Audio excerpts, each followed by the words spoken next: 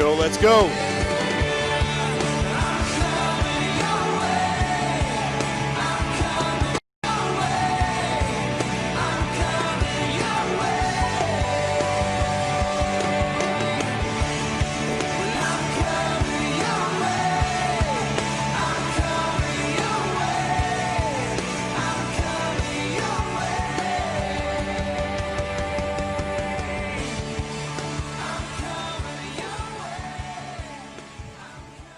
Ladies and gentlemen, welcome to Word of God Church presents Gratitude Unfiltered 13. What's up, everybody?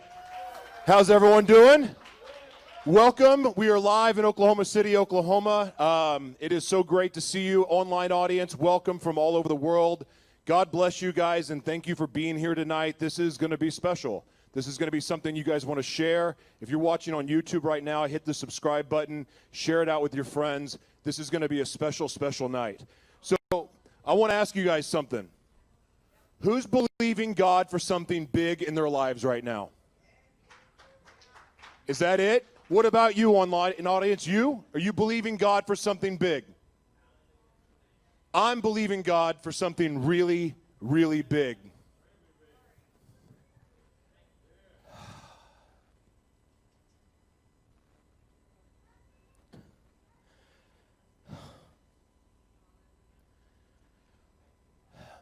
I've sat here on prayer nights. I've sat here in front of this congregation. I've told my brother's keeper and my sister's keeper that I see big things for each and every one of you. I'm not lying, and I'm not up here making this up. I came to Oklahoma on a mission. I didn't come here to stay. I came here on a mission.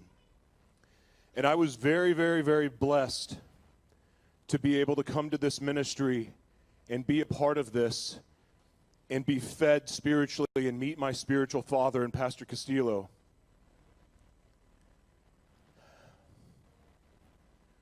I believe in my brother's keeper and my sister's keeper. I believe in what you guys, I believe in what God was going to do in all of your lives if you let him. I believe in what God is going to do in this church, but I also believe that this church doesn't just belong in Oklahoma City. Will you turn my mic up just a little bit, please?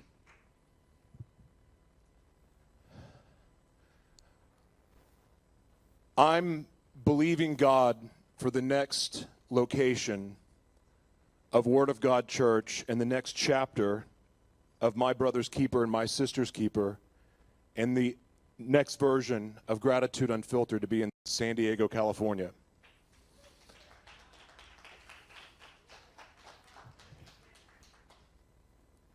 That is, again, not me leaving this place.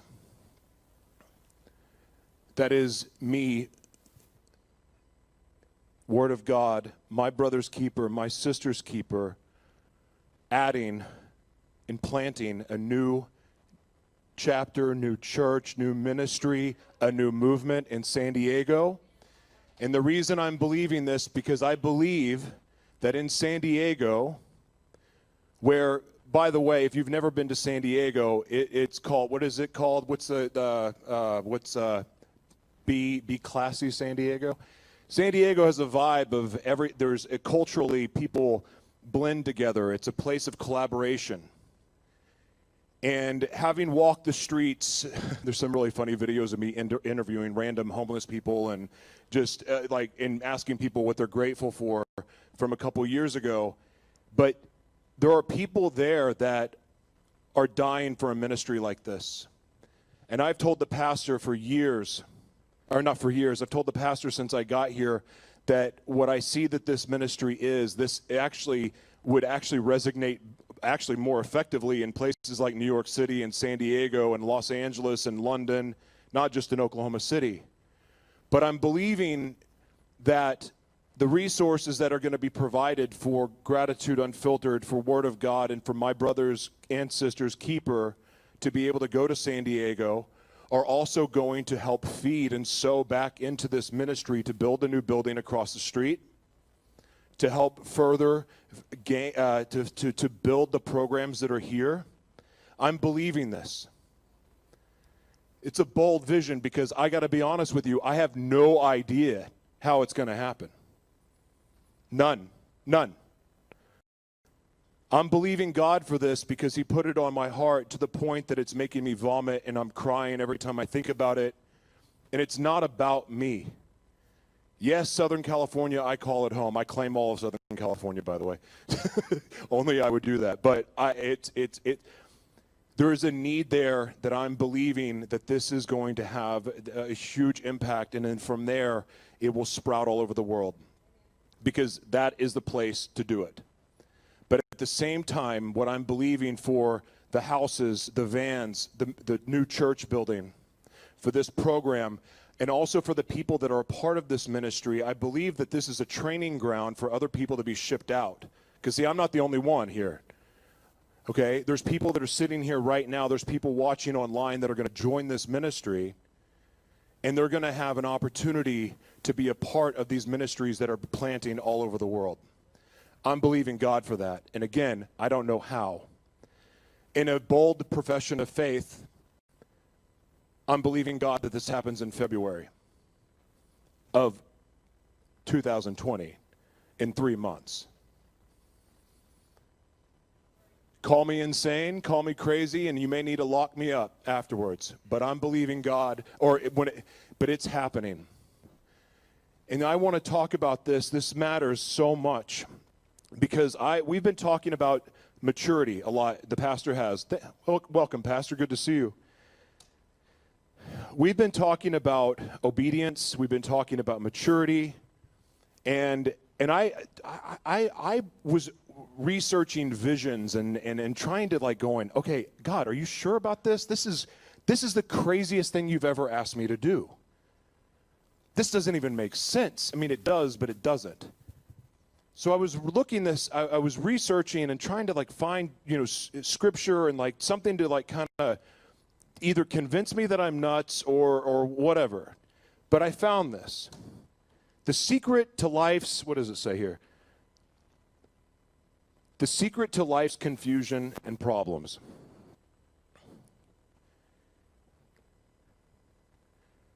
Do whatever he tells you. The recipe for all of life's problems is to trust and obey. Trust, then obey. So we talk about obedience, but the part that is not we're not talking about is we get to trust first. Because you know what? You have to trust God to be willing to be obedient. Because let's just talk about sex for a second.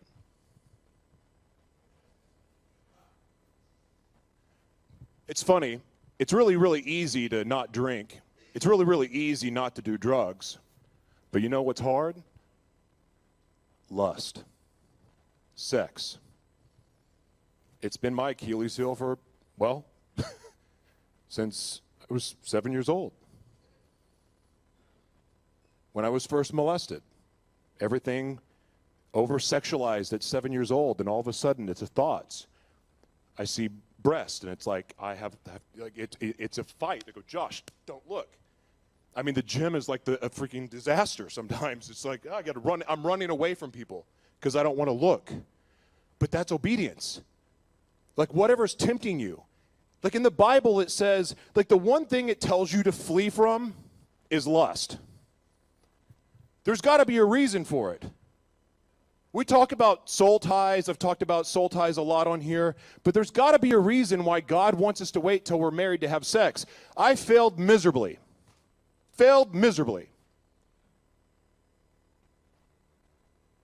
But when God wants you and has a plan for you, sometimes God's going to interfere in ways that are not real comfortable for you. Sometimes it's going to cause heartbreak. But when God's got a plan for you, God's going to step in and shake things up a little bit. I'm all right with that. Because I'm believing God for something big, and it's not just about having faith, it's also about being obedient. And when you line all of that up, and that means being pure, That means resisting and fleeing from the temptation of sexual immorality. And it's not always easy. However, putting the two together, for me, if this is what it takes for me to achieve what God has put on my heart, and this is for all of us, because you guys all raised your hands, that you're all believing God for something big. Do you have faith? Are you obedient? You don't have to answer out loud. I mean, I'm not trying to call anyone out here, but think about this. If you're believing God for something big and you're having faith, but you keep falling short, what is it? I cannot tell you how many times I'm at the finish line. At the finish line, after being homeless, after losing everything for just being an idiot, but I'm crawling out of my grave to try to get back on my feet, and I'm trying to broker oil deals, movie deals, all kinds of stuff. And I'm getting to the finish line, it's like, oh my gosh, I'm going to make $15 million a month. Falls through. Or I'm going to make even $15,000 a month on endorsement deals to promote products. The day I'm supposed to get paid, it's taken away. Honest to God, I can look at it now and say, I wasn't being obedient. I wasn't honoring God with all of it. And the other thing too, okay, I'm going to use a weird analogy here. All right, guys, ladies. So your husband, and guys, you want your wife to shave your back, and you're go, hey honey, will you shave my back? She's like, well, I asked you to take out the garbage. You didn't do it. I asked you if you'd help with the dishes. I asked if you put the kids to bed. And you want me to shave your back? I told you it was a weird analogy. But, seriously, in our mind, why are we expecting God, or why are we expecting our wife to shave our back? I have a hairy back, by the way. Anyway, but why are we expecting our wife to shave our back when we haven't done what she's asked us to do? Ladies, you want your husband to spend quality time with you and pay attention. You want him to communicate with you. But when he tries, you're on your phone on Instagram, scrolling. Oh, yeah, that's great, honey. That's great. Not paying any attention to him. He's trying. Your husband wants to spend that time with you. He wants to hang out. He wants to get closer to you. He wants the benefits of marriage. But you're distracted. You're scrolling, not giving him the attention. So we ask God for all of these big things. We ask God for a new car. We ask God for to give us a raise, a new job. We're asking God for all of these things. But are we being obedient? Are we doing what he's asked us to do? And I want you to think about it. The reason why is I want to challenge all of us tonight, especially online, those of you in the audience. Let's commit to having huge faith and believing God for big things. And let's also commit to being obedient to what we know he's called us to do. And I'm challenging you to do that as solidarity with me. Because I'm believing God for huge things for this ministry. Because I can look at the gentlemen here and the ladies over here and the men over here, and I see such amazing things. I see ministers. I see church leaders. I see people that have a business idea inside of them that's going to revolutionize the way we do things. I see all that. And yeah, that's all of you with a really crazy past. Especially you. In fact, the worse your past, I believe the more God gets to do and gets to use. So without going to all of the details and how I see all this happening, because I want to respect everyone's time, I'm going to share more and more as we go. But this ministry has all of the people inside of it that it's necessary right now, and there's more coming. But there has everything it needs to change lives all over the world. So, who's with me on this challenge? If you're not, ask yourself why. Because I'm sick and tired of living an average life. God created us to be extraordinary. And those of you that have suffered with addiction, who have been abused, those of you who have had your heart ripped out and stepped on, those of you who battle demons, all of that is not for waste. It's not for waste. It gets to be used for something good and something supernatural. God created you to be extraordinary. In fact, the worse your life has been, the more extraordinary it gets to be. But it's your choice. It's your choice. It's not my choice for you. I can want it for you, but you have to want it for you. So, let's do this. I'm believing a new building for the Word of God right across the street. It's coming. And what's going to be done, again, I said this the other day, there are talk show hosts sitting in this audience right now. There's people that have the passion, they want to speak all over the world. There's people that want to go serve all over the world. All of these opportunities are stirring inside of this ministry, and it's going to happen. It's happening. All right, guys. I'm really, really, really excited about our guest. I love stories like this. It's our first New Yorker. This is going to be fun. I haven't asked if he curses yet, but anyway, it's my history with New Yorkers, no cursing in church. All right, guys, this is going to be special. I've gotten to know this guy just a little bit, not a whole lot. But he's somebody that's been watching this online, and he reached out to me, and we started talking. I'm like, man, we got to have you on the show. And it's just really funny. This is what this ministry is doing. Like, people are watching that had never even heard. Have you heard of this ministry before? Oh, someone sent you the link. Well, there you go. That's pretty amazing. But that's what's happening. It's little seeds that are being planted. So, guys, I want you to stand up and please give a warm welcome for our guest, Tony the Cowboy Diaz.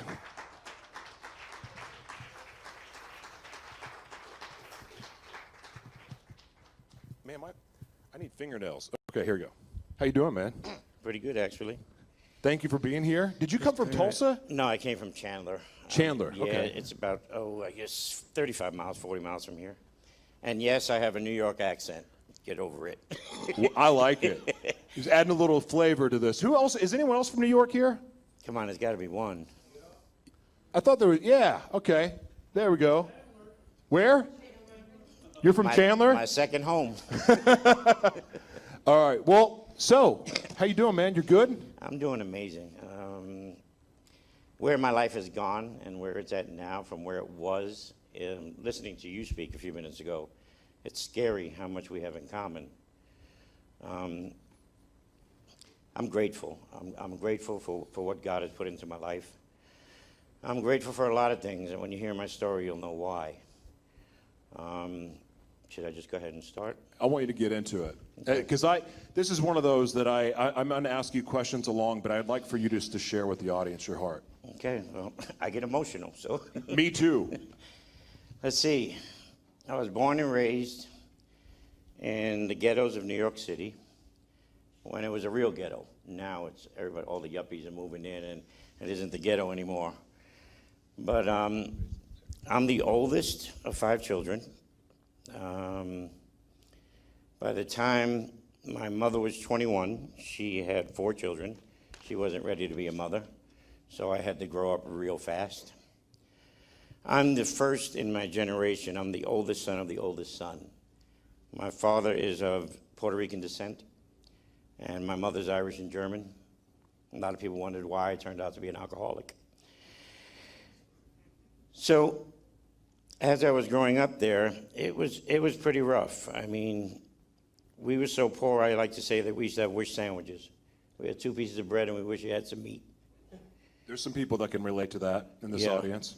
I've been there, and to all you guys that are in recovery, so am I, and the only reason I have a little bit more time is because I started it before you did. It's the only reason.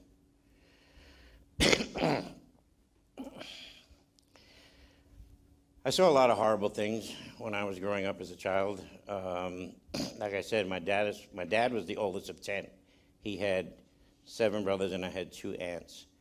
And I was raised on the Lower East Side in a religion called Santeria, which is actually black magic.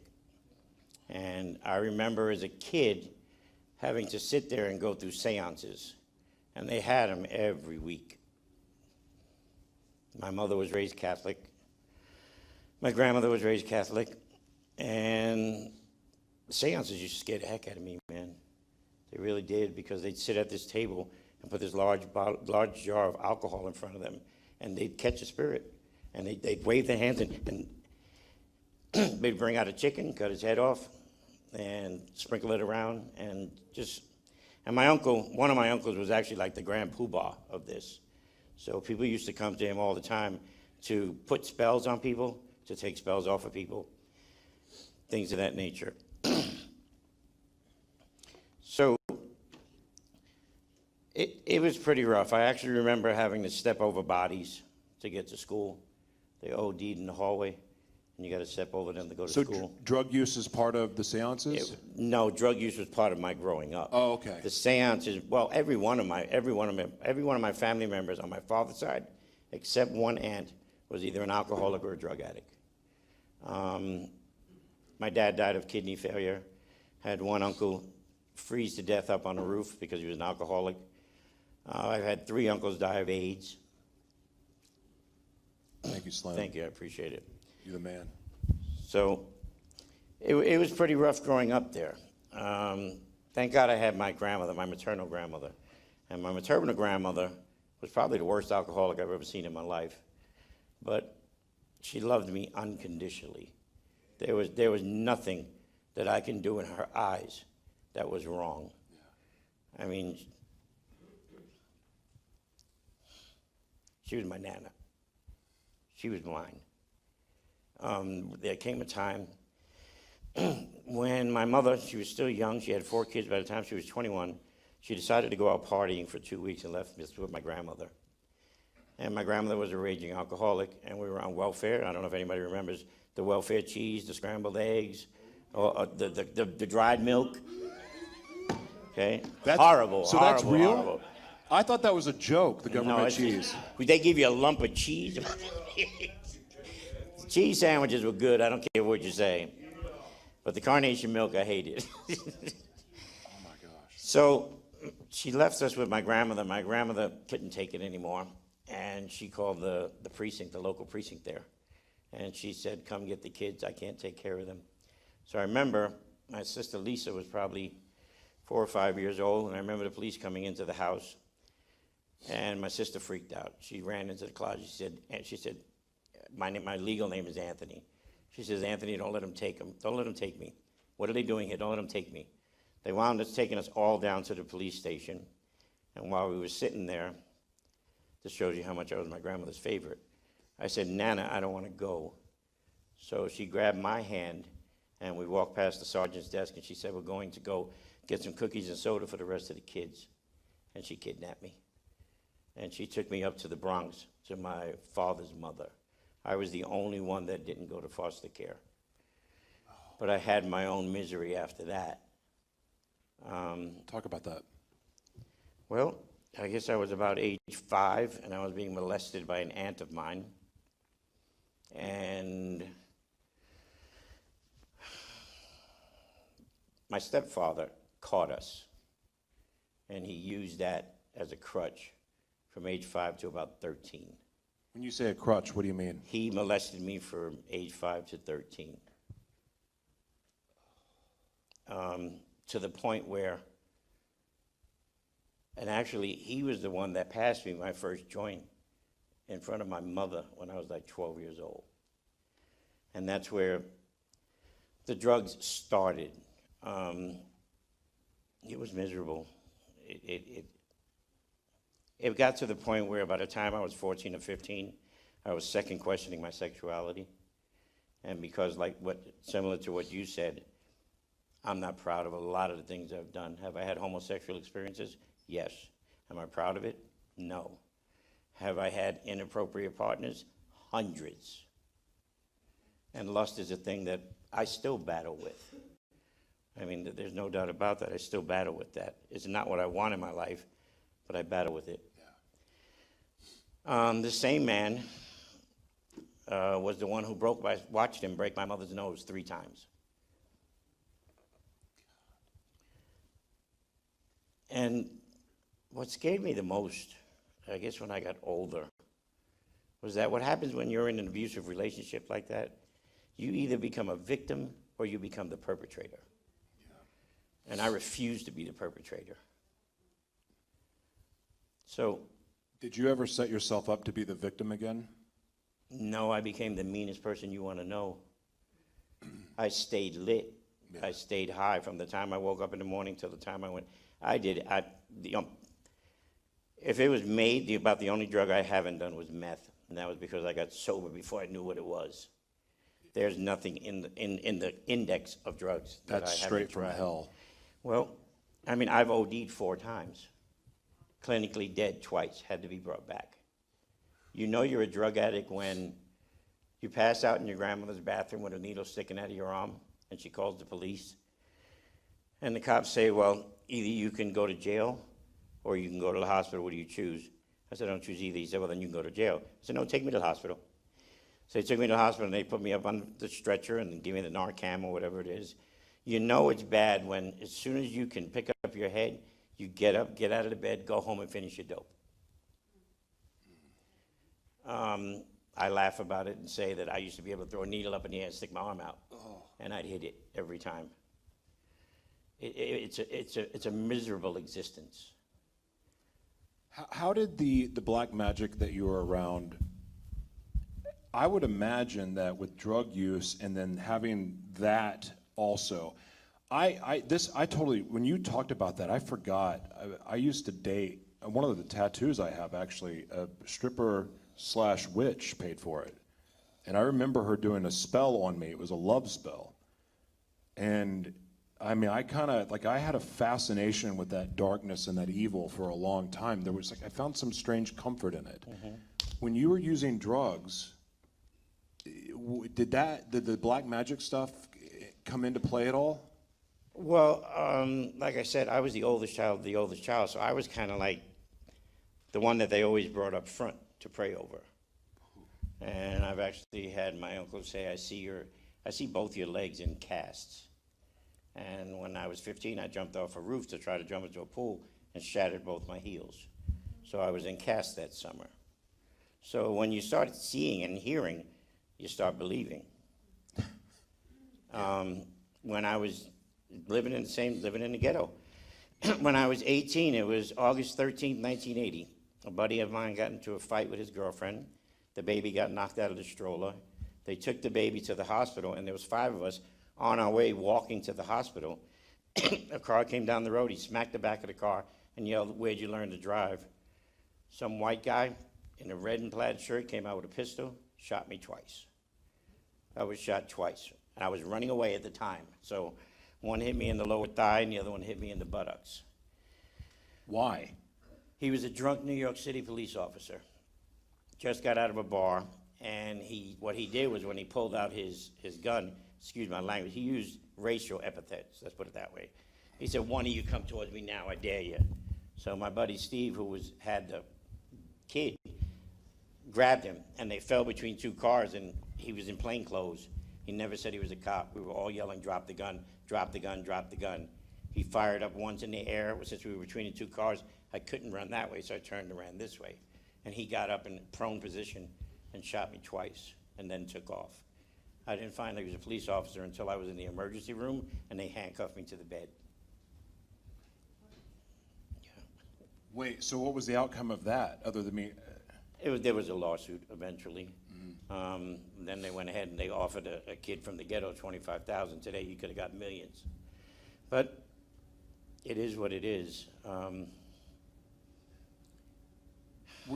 Where was God for you in all this? Were you having conversations with God with all this craziness is going on, or? No, I really didn't find God till later in life. I had always known about it. I've always heard about it, but I never really opened up my heart to Him until later in life. The drinking and the drugs, I thought New York City was my problem. So April 8th, 1985. Hold on a second. How many have thought your location was your problem? Yeah. For me, people used to go to LA, because LA is where I hit the wall, and people blamed LA. I was like, no. I would have died if I would have stayed in Oklahoma. It's not location at all. Well, so go ahead. It's proven that it's not location because April 5th, 1985, I put a knapsack on my back, and I walked out of New York City. My grandmother gave me a suggestion, God rest her soul, go hitchhiking, go see the country. Anthony, just go. So I put a knapsack on my back, and I hitchhiked the United States for 6 years. I've been to every single state except Alaska and Hawaii. I've walked through most of them. And to prove that location isn't your problem, I did this for 6 years, and I took the worst thing with me. I took me. I took the worst thing with me. And I would leave for 6 or 8 months. And when I was on the road, I never looked for the heavy drugs, but I still drank. Drinking has always been a crutch for me. And I'd get about 6 or 8, what I call clean back then, 6 or 8 months, and I'd go back home, and within a month, I had the needle back in my arm again. So, What did you do when what do hitchhikers do? I've seen movies like The Hitcher, and it scared the crap out of me, but like, what actually happens with hitchhiking? Well, it depends. I mean, it was pretty miraculous. I mean, I learned a lot about myself, and I learned a lot about people. I think one of the biggest things I've learned about myself is that I'm going to survive no matter what. Whether I got a dumpster dive, whether I got to eat rotten meat on the side of the road, whatever I got to do, I'm going to survive. And I think the biggest lesson I learned in those 6 years is the people with the least will help you the most. Yeah, what's up with that? When you're hitchhiking down the road, first of all, it's illegal to be on the interstate, so you have to stay on the entrance ramp. The Mercedes, the big buses, the trucks, all the really nice cars would pass you by and throw stuff at you and things of that nature. But that one guy that was on his way to work, that had a cross on his mirror, would stop.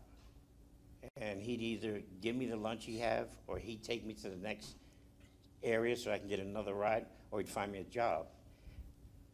There's one thing I forgot to add when I started the beginning of my story. I am of the true belief that I was born 100 years too late. The reason being is I've wanted to be a cowboy ever since I was a little kid. I exaggerate not. I love it. I exaggerate not. Even to the day my grandmother died, everybody in New York still calls me cowboy. When I was running the streets in the gangs, I had my denim jacket with the fur collar, motorcycle chain underneath it, cowboy and rhinestones across the back. So in those 6 years that I did the hitchhiking, I hit every big ranch that would hire me. I learned how to break and train horses. I know how to run cattle. I know how to work sheep. And later on in my story, you'll find out I now own my own ranch. Yeah, this is exciting. I can't wait for you guys to hear about this. I own my own ranch. When I was young at 15, I used to take out horseback rides. Believe it or not, there's a stables in the Bronx in New York. And I used to go there when I was 15 and take out horseback rides. They're called hack rides, where people pay for the hour and you take them out riding. There was times I'd be in the saddle 8, 12 hours a day, and then got to take the subway to come home. Always got a seat, always. That's fun to envision, riding a horse for 12 hours and then hop on the subway. Then go back to the ghetto. That's so Go crazy. back to the ghetto. And I loved it. I mean, all the years that I hitchhiked, it was a lifetime of experiences. But I was still drinking, and I was still drugging. And when I stopped, when I got off the highway, I call it, I met my first wife. She was an amazing lady. She was vice president of Citibank in New York City. So she had money. She didn't need me. And we would party and party and party, and she decided to stop. And I promised her I would stop, but an addict can't just stop. Yeah, who's made that promise before? An addict can't just stop. So one night I came home after a 3-day run of freebasing and cocaine and all insanity I used to do. And I didn't ask her, I told her to go to the bank and go get me more money. And we got into a big argument about it, but she got up to go up. And as she was walking out the front door, I pushed her because I was an idiot. She fell and hit her chin on the tile floor. She broke her jaw in 2 places and she shattered 12 teeth. And I took her to the emergency room. They wired her jaw shut. And she said, Tony, just stop. Just stop the insanity, stop what you're doing. And I promised her again, okay, I will. I didn't. I came home 3 days later. There was 2 of the biggest, meanest detectives you ever want to see sitting right there in the house. And they took me to jail. They took me to jail. I did 90 days in Rikers Island, New York. It's like the armpit of America. But through those 90 days, she was there. Wow. Every single commissary, every visiting hour, she was there. And she always said, Tony, I know there's a good person in there. You just have to find him. Wow. So when I went to go before the judge, they wanted to give me a felony. And I said, no, I'm not taking the felony, put me back. So they put me back in the cell, and she wasn't going to testify against me, but in domestic violence cases, the state will take it over. And it's up to them now. So they left me back there for about 6 hours, and they finally came out and said, well, we'll give you an A misdemeanor with time served. And my lawyer said to me, he said, Mr. Diaz, before you go in front of that judge again, go find some anger management, because it's going to look good to the judge. So I actually did. I got on the phone and I found an organization in New York City, which is one of the main reasons I'm here also, because I wanted to speak about this. It's called AVP. It's the Alternative to Violence Project. It was started in 1975 in Greenhaven Prison in upstate New York. The inmates there were about to have kind of a scared straight type of thing, yeah. And they had no material to use with these kids. So they spoke to the Quakers. It's similar to the Amish. The Quakers are very low-key people, and they created this workshop. The AVP is now in over 50 countries. Not only did I do the basic workshop, I did the advanced workshop, I did the training for trainers workshop, and I was actually on the board of directors for New York City AVP. And I got sober then. When they put me away, they put me on 3 years probation, so I had to stay sober. I was staying sober for the judge. And AVP is an amazing program. It's something that I'm trying to get going here in Oklahoma. It's amazing. I mean, you got to visualize this, Joshua. You figure you walk into a maximum security prison, okay? The workshop is about 4 hours on Friday, all day Saturday, and a few hours. It's about an 18-hour workshop. And you walk in there, and in prison, you don't trust nobody. You don't trust your cellie. You don't trust the PO. You don't trust these white people that came in here to try to change me. You just don't trust them. And there's a lot of animosity, a lot of walls are up, a lot of anger. But the way this workshop works is I don't have your answers. AVP doesn't have your answers. Your answers are inside you. All this does is it creates exercises that allows you to see that. And it's amazing. It's absolutely amazing. By Saturday, you're sitting in a room with 30 of the most normal people you ever want to know. They're no longer rapists. They're no longer killers. Oh, don't get me wrong. I'm glad there's prison. There's a few people that just should not be out in society. But I believe the majority of them in there, and everybody sitting here, me included, just made really stupid mistakes. Yeah. Really stupid mistakes, and we hurt so many people. I mean, so I stayed sober for 3 years, and then I smoked one joint, and I was off to the races again. And it was crazy. And she wound up finally. Hold on, I want to ask something really quick. Go ahead. There's a lot of people with cannabis being legalized in a lot of different places in the world. There's the argument of like, no, it's not a gateway drug. I want you to speak to that. Anything that is mood altering is a gateway drug. Hard to argue with that. Alcohol is the biggest and worst drug in the world because it's legal. Okay? Look how many lives alcohol has dissolved and disintegrated. Marijuana is just another step.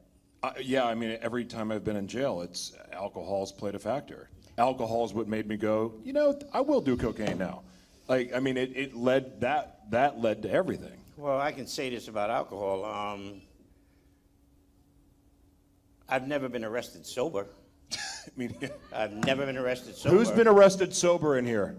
You? Sober? I don't want to ask what you did. No, we won't go there. Anyone else? Really? I have. Wow. I didn't know that was possible. It is. I've never been arrested sober, so I'm doing pretty good now. So yeah, I met Anna, and that happened. And not only after, well, she actually went to AVP with me, and she became a facilitator. And we actually went ahead and created, I helped with her create a domestic violence workshop. And it was very unique because it's very rare that you get the perpetrator and the victim in the same place, working to the same goal. Yeah. And That's amazing. If you have that problem where you got to raise your hands to do something, you know, nobody has a right to put their hands on anybody ever. And that's the truth. I have 2 children, which you'll hear about them. Grace just turned 14, and Dalton will be 13 in December. So you got about 27 years between them. They've been spanked once. It's just not, it didn't work for me. It didn't work. I mean, my mother was the worst. I mean, I went from smacking to slapping to broomsticks to baseball bats to wire hangers. It was pretty bad. Don't get me wrong, my mother tried the best she could, and she's actually an amazing lady. I can love you, I just don't have to like you. Sure. And I don't have to put up with your abuse anymore. So I kind of removed myself from that situation. But go ahead. Good. I was going to say, with AVP, what was the biggest takeaway from AVP that you noticed that had the biggest impact that stayed with you? On me? Yeah. One is that nobody has the right to put their hands on anybody else. And you have to think about this, okay? And I'm sure a lot of people, this happened here with you guys. You can go from being dead calm to a throat punch in 10 seconds. Yep. But you know what? If you stop, you have physical signs that throat punch is coming. For me, I get tense. My hand starts moving. I start pacing because I'm looking for the best place to hit you. If I catch myself while those physical things are happening, I can turn it around. If you can go from 0 to 100, you can go from 100 to 0. It's in you to do it. You have to look at I try to look for a win-win situation, and no matter what it is. And life's going to kick you in the teeth as much as it possibly can. And I throw as much as I can up to God. But if I'm having an issue, I ask myself at that moment, what is it going to mean next week? If my anger is so that I'm having a situation where I feel I got to lash out at somebody, I need to look at the situation. How much did I feed into that situation? And how much is it going to mean to me next week? Those 2 things are really powerful. Like what is it that I'm doing? Like, what is my role in this? I mean, that's for any problem that we have in any type of relationship. We all play a role. There's no such thing as a one-way argument. I've argued with myself in the mirror a lot. Well, I was lit and I did it. It's a win-win situation. You have to. One of the tools that I've learned in AVP is very important is the word "you." When you're having an argument with somebody, if I walked in the house and said, "Josh, this place is a mess. Why don't you do something about it?" Did you take the milk out of the refrigerator? Automatically, when you start with the word "you," it puts that person on the defensive. They got to come back because you're accusing them of something. Wow. Now, if I walk in and say, "Josh, I feel really upset that the house is such a mess. What can we do to fix this?" I've now given you a way out. And I made it a win-win situation for both of us because I told you how it makes me feel as opposed to blaming you for something. What happens if the response is, I don't care how you feel? Then that's when you got to walk away. Does that make sense to everybody? That's when you got to walk I away. mean, that's really powerful. The whole you thing is extremely powerful. Another thing that, and you can attest to this, okay?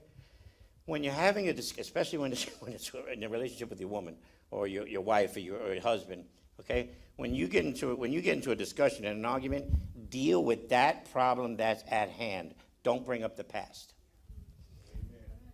Do you remember when 2 weeks ago I was sitting here and you didn't even look at me?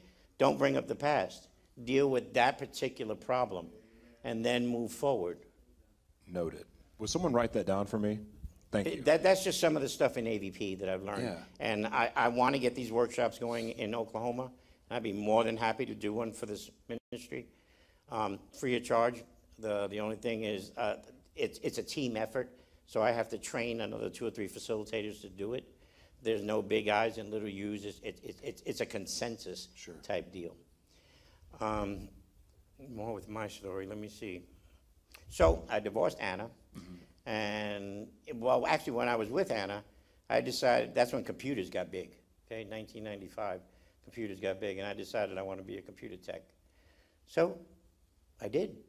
I became a Microsoft certified trainer plus internet, Microsoft certified systems engineer, Microsoft trainer. My formal training was about to the 9th grade. But because I took all these Microsoft certifications and God gave me a brain, I was teaching in New York University. Really quick, hold on. So for those of you that don't have an education, and you've heard me say over and over, you can do anything, you can do anything. You don't need the school education to be able to create. There's so much with computers that you can do with the technology. It's all available for you. So again, if you're questioning, after everything I've said, and you're asking yourself, well, I don't have an education, and you keep saying that to yourself, well, guess what? Neither do I. I cheated my entire way through school, like first grade on. Who cheats in first grade? But the fact, yeah, me too. I don't have an education. But yet, technology and computers has created and given us an opportunity, and it's as simple sometimes as just going on YouTube, writing, and taking notes. So, sorry, continue. No, that's quite all right. I kind of want to piggyback on that, meaning me and you and a lot of people in here have an advantage because we're intelligent. You don't have to be book smart to be intelligent, and we got street smarts. Yeah. Street smart, my gut, my instinct, 99% of the time is right. And before I act on it, I ask him first. It's like what I'm supposed to do. He will confirm. Oh, you have no idea. Actually, you probably do.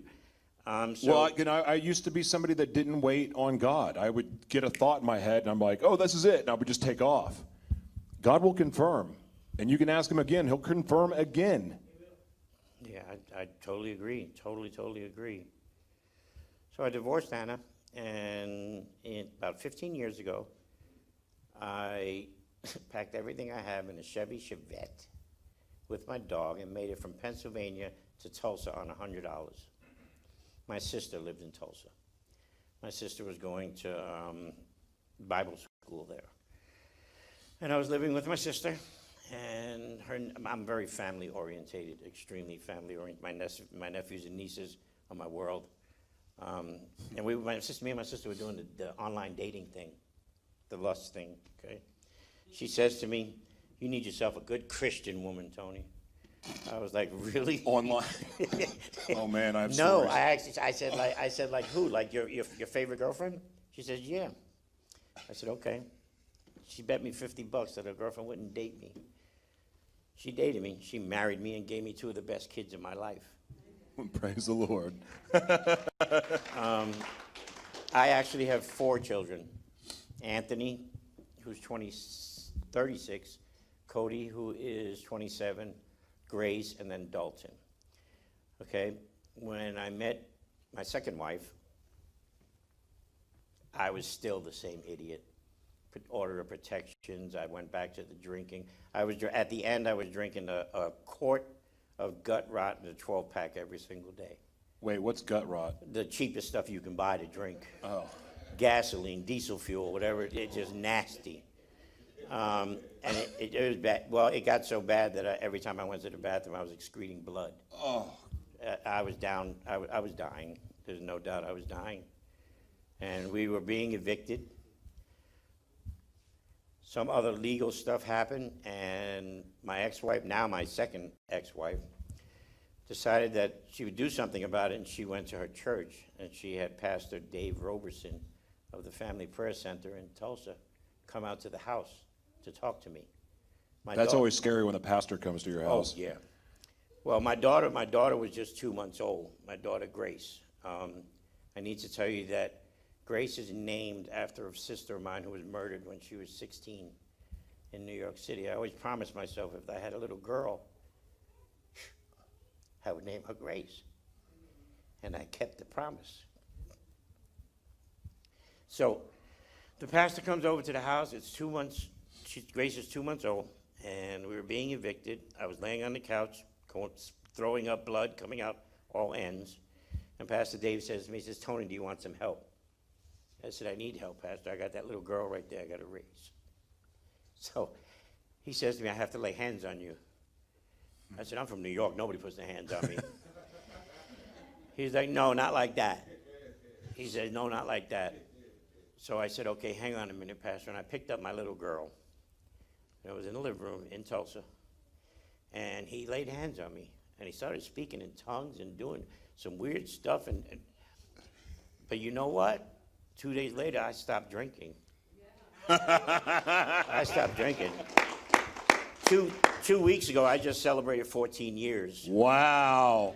Congratulations, it's man. It's easy to remember because it's when my daughter was born. I want to ask you something. So as he's praying on you and he starts speaking in tongues, what was going through your mind? Were you believing that what was going to happen?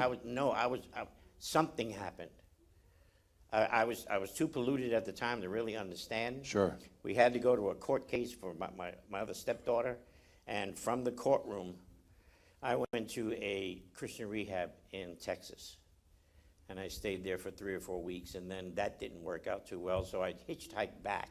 And right now, you got to think, we were being evicted, so the pastor was nice enough to let my wife, my youngest daughter, and her daughter stay in his house. I had a protection order that I wasn't allowed to go near her older daughter. Not because I had done anything wrong, but because charges that were brought, that I was the drunk alcoholic who had all the guns in the house. So her mother decided to do an emergency custody. Sure. And I had to stay away from the daughter. So my wife and daughters would stay in the pastor's house, and I went back to the pastor. I said, "Pastor, I got to thank you for saving my life, but don't ask me to go back to that rehab. It's just not for me." Bless you. And he said, "Okay, Tony, live in the church." And I lived in his church for almost 6 weeks. And she would come down and bring my daughter, and we'd have lunch together.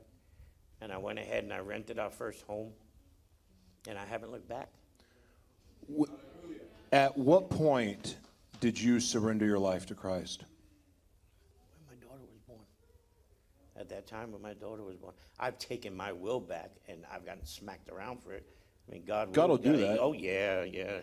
Like He'll once let you give your know. life to the Lord and you try to take it back, he didn't like that very much. He will come back Well, here. it was, I have Grace, and you got to understand, I have 4 kids. Grace is my only daughter, and my younger son. But there's a bond I have with Grace that I cannot put into words. She's been a straight A student since kindergarten. I think I told you this over the phone. I'm going to really freak you out now. Her name is Grace Olivia Diaz. What does her initial spell? God. And ever since she's been born, I've done the right thing. And it's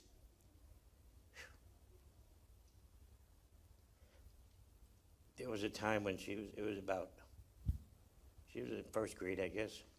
One of the teachers called us over there and said, "You got to hear what Grace said." I said, "What's that?" She said, "I just kind of nonchalantly asked her, 'Why are you here?'"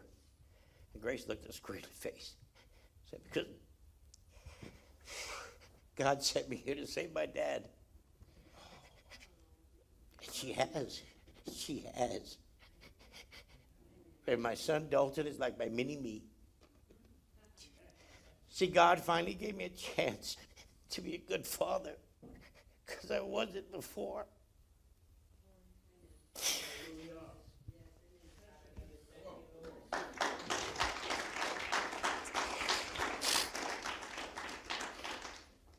My kids think I'm Superman. Mm-hmm. And I like that. I'm going to keep it that way. Amen. My Dalton and Grace, we have an amazing, amazing relationship. But let me tell you what else God did. In 2012, oh, by the way, I was at 9/11 too. Yeah, I've had it pretty rough. But in 2012, I went in Tulsa to an experimental drug clinic for hepatitis C. I had hepatitis C. I knew I had it. I've learned more about hepatitis C now than I've ever known. More people die with hepatitis C than from hepatitis C. And if you were born in the 60s, 70s, 80s, get checked, because you may not know it's there. It eats your liver. You may not know it's there. And when you go for a doctor, they don't do it in their routine blood work. You actually have to ask them to check for hepatitis C. And how I got it isn't important. That I had it, that was vital.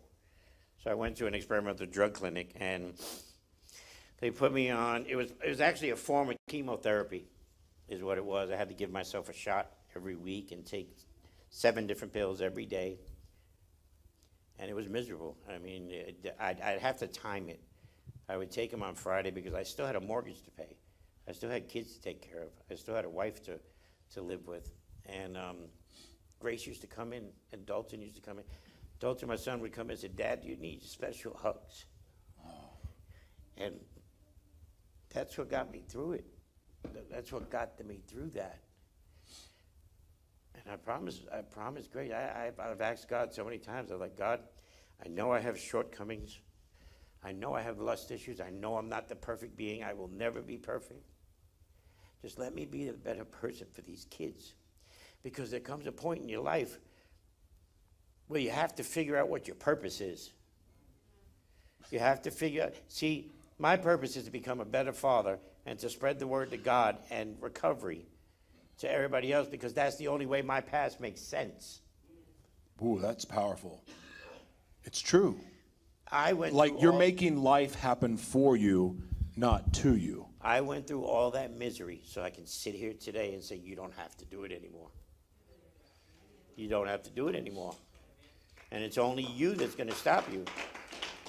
You were speaking earlier about you get right to that threshold where it was supposed to happen.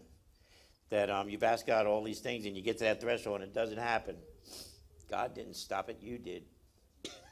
It's true. Get out of his way. Ask God what you want and get out of his way. Don't take your will back. See, I listen to a lot of motivational tapes and speakers and things of that nature. And Steve Harvey is amazing. If you get on YouTube, go listen to him. He's amazing. He came up once and he said, and I feel the same way, So yes, I'm a Christian, but I'm probably like a 3.5 Christian, which means if you smack me, we still got a problem. But I give everything over to God now, and Steve Harvey has some amazing things to say. I mean, people pray all the time, God, get me through this rent. Let me get rent this week. He does that for you anyway. God, let me go pay this electric bill. He's going to do that anyway. Instead of asking God to pay your rent, why don't you ask him for a mortgage? That's right. Because if you ask for it, he's going to give it to you. I know very few Bible scriptures, but there's one I've learned is you have not because you ask not. If you haven't asked for it, how can you expect it? And don't ask for small things. I mean, look what he's done. You know what I'm saying? Don't ask. Okay. The reason I say that is because I've asked, and he's given it to me. Amen. I've asked, and he's given it to me. If you look outside, I got a really nice car out there. Okay? It's because I asked, and he gave it to me. When I did that drug clinic, it was 14 weeks that I had to do it, and I received that I was cleared of the virus on Christmas Eve, 2012. Wow. And when I was on this medication, it was giving me heart problems. It was giving me kidney problems, and I survived it, and I got off of it. 8 months later, 2 people died from the same medicine they were giving me. One died of heart failure, one died of kidney failure. Yeah. My guardian angels are ready to cash in their 401ks and look for somebody easier to take care of. That was God. I don't care what you say. God got me through that. He's always been there, and I've turned my back on him. But he always allows U-turns. No matter what's going on, you can always turn around and say. On Sunday, you actually talked about that. Like you can start over. Stop right where you're at. Turn around and hand it over. Yeah. Hand it over. Let him do it because I screw it up all the time. When I get in my own way, I screw it up. So like I said, 2 people died from this medicine. I found out who the drug manufacturer was. I called the lawyer, and he talked to me about 45 minutes. And he said, Mr. Diaz, just sit tight. He called me back. He says, you're my client now. Just sit tight. There was 15 people in the lawsuit. 8 months later, the drug company settled for $80 million. Wow. I got part of that. Wow. I got part of that. So I want to talk really quick about when did you make the decision to start, because as addicts, we make everything about us. But when the shift starts to happen, it starts with we start taking what God has given us inside, the gifts that we've been given, the pain that we've absorbed, and we start blessing other people. We start serving. We start being in service to others. You got when did you make that shift? And then share what you're doing with this ranch. Okay. What I did was I had a few million. I had a few million in the bank, and we were looking for homes to buy. I was still with my wife at the time. And we were looking at these $500,000 mansions and stuff that was like out of Miami Vice, that type of stuff.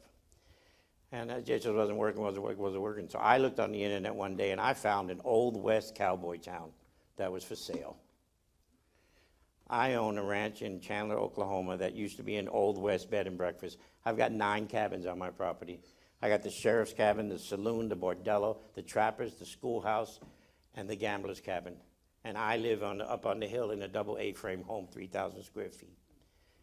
It was an Old West bed and breakfast, and I use it as an old bed and breakfast until God decided use this for recovery. So it's now a sober living community. Wow. There's some amazing people that are in it. I have my rules just like any other place does. I will drug test for alcohol. I will test. And as long as you're doing everything, I got your back 1,000%. But if you come up dirty, you got 30 minutes to get off the ranch. There's a new sheriff in town. Cowboy. But no, I've got horses, longhorns, turkeys, chickens, pigs. I never stopped, quit on my dream. I always wanted to be a cowboy. I always wanted to be a sheriff. I am that. I have my own little world, and God gave me that. So you dreamed of being a cowboy when you were a kid? Forever, since I got them little stupid plastic guns. You can't give up on your dream, no matter what it is. And get out of God's way. Ask for it and let him do it. We take back our will so many times. Well, this ain't working. I'm just going to give that up. You know what? I can't do this. No, but you know what? Shut up. It ain't your business what he's doing for you. Ask for it and then back off. Because he'll do it. He did it for me. I mean, I'm in no way ever going to be perfect. But you know what? I'm a great dad. My ranch is paid for. I got muscle cars. I got boats. I got motorcycles. But most of all, I have my kids. And I mean this from the bottom of my heart. What keeps me sober is God, number one, those kids, number two. Because there's no way in earth I'm going to look that little girl in the face and say, Daddy messed up. I'm not going to do that. See, you got to understand that Grace knows Daddy hasn't always been a good person. Grace knows Daddy would smack the heck out of somebody before talk to them. Grace knows Daddy had 5 DUIs.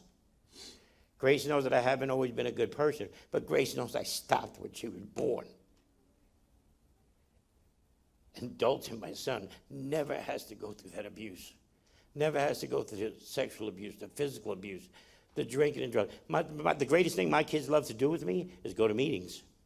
I pick them up on Friday. Let's go to a meeting, Dad. And it's amazing. I mean, my daughter and my son, it's just amazing. And there's no way that I did that. And I also have to give credit to their mother, because we got divorced 6 years ago because money changes people. But she's an excellent mom. And we didn't work it out as a husband and wife, but my kids are very well taken care of. And I didn't do that all on my own because I only get them every other weekend. So I got to give her props for that. I've gone through, I don't know if any of you have ever been through a divorce. It sucks. And mine dragged out for 6 years. Ooh. That's what happens when you got a lot of stuff. That's all it is. But I pick up my kids this Wednesday. I'll have them through Thanksgiving. And one of the reasons I came here is once to just let everybody know that the only thing that can stop you is you. That's the only thing that can stop you. If you got enough faith in God, just let it run. Let him do it. Get out of the way. I had to get out of the way so much, and I still have to get out of the way because I'm not perfect. And here's another one.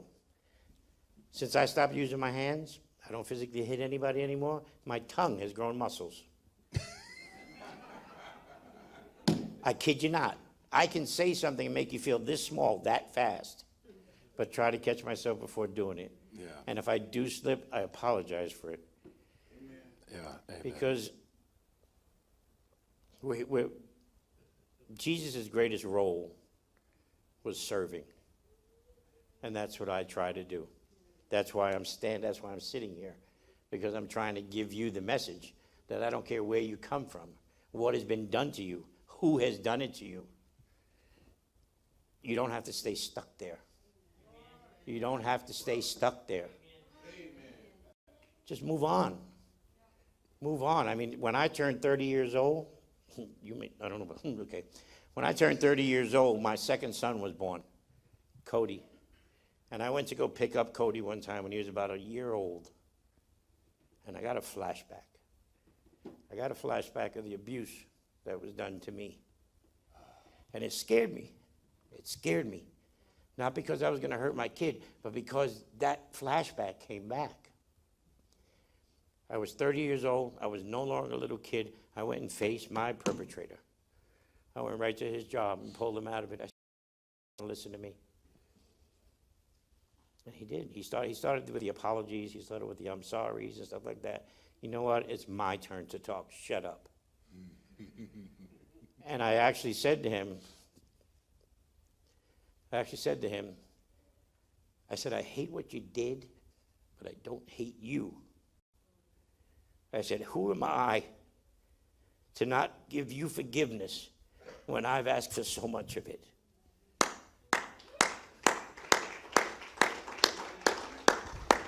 And today I try to lead my life as spiritual as possible. Do I know all the quotes in the Bible? No. Am I ever going to be perfect? No. But I know there's a place for me, and I know there's a reason for it. And it wasn't me, Josh. It was not me. Yeah. I have a very strong personality, and sometimes you do too. There's a lot of us in here. You do too. Yeah. And sometimes you just got to put that to the side and let him work his magic. Yeah. And I think that part of, especially us with strong personalities, that's the fight of being obedient. That's what obedience can be so hard, because we can go into thinking our way's better. Or we are so strong-willed that we forget sometimes to surrender, to give it to God and trust that, because we all know what's right from wrong. Oh, yeah. We got to trust that what we're being commanded to do in our spirit, or not to do, more importantly, is for a reason. It's God wanting to usher us and align us perfectly on the path that he wants us to be on. We're the ones that make it tough. We are the ones, the reason, like you said, we get to the finish line and crash. That's not God, even though I blame God when it happened. It's on me. It was on me. That's why I want so much. If anything that you take out of all of this broadcast today is the importance of, one, not having faith and not ever giving up on your dream, but also being willing to be obedient to what God is commanding you to do, because it's the only way to living the life, and I believe the only way to achieve what God has in store for you. And all of those dreams, like he was talking about, I've shared 1,000,000 times. When people asked what I wanted to do, I wanted to be a talk show host. Didn't know how it was possible, had no clue, because I was in sales. I didn't know. But when I was a little kid, that's what I dreamed of doing. I dreamed of traveling the world and serving and doing it, and also being on stage and sharing people's stories and interviewing people. Like, that's what I dreamed of. It didn't happen until 2 years ago. I'm 40. You're a baby. Yeah, You're a baby. I'm in my prime. But so I want that. We're not special. I mean, we're extraordinary in God's eyes, but so are you. So if he can do it, and I can do it, all of you can. Every single one of you watching online can too. And you will, if you have faith and you're obedient. And figure out what your dream is. Figure out what you're good at. Every one of us has a gift. Find out what that gift is. How did you discover your gift? I got on a horse one day. I kid you not. I got on a horse one day, and I can physically feel it in my core when I watch a herd of horses run by. It's a gift that I have when it comes to animals. I mean, I used to raise dogs professionally and train dogs, but when it comes, being a cowboy isn't just a job. It's a way of life. It's you know what? You stop when a little 2-year-old girl hands you an imaginary phone, you stop and answer it. When there's somebody walking, when there's women walking out the door, you open it up. You say, yes, ma'am. No, ma'am. Yes, sir. No, sir. And you keep your word. And you keep your word. If your handshake isn't your word, you ain't worth it. And that's how I try to live my life.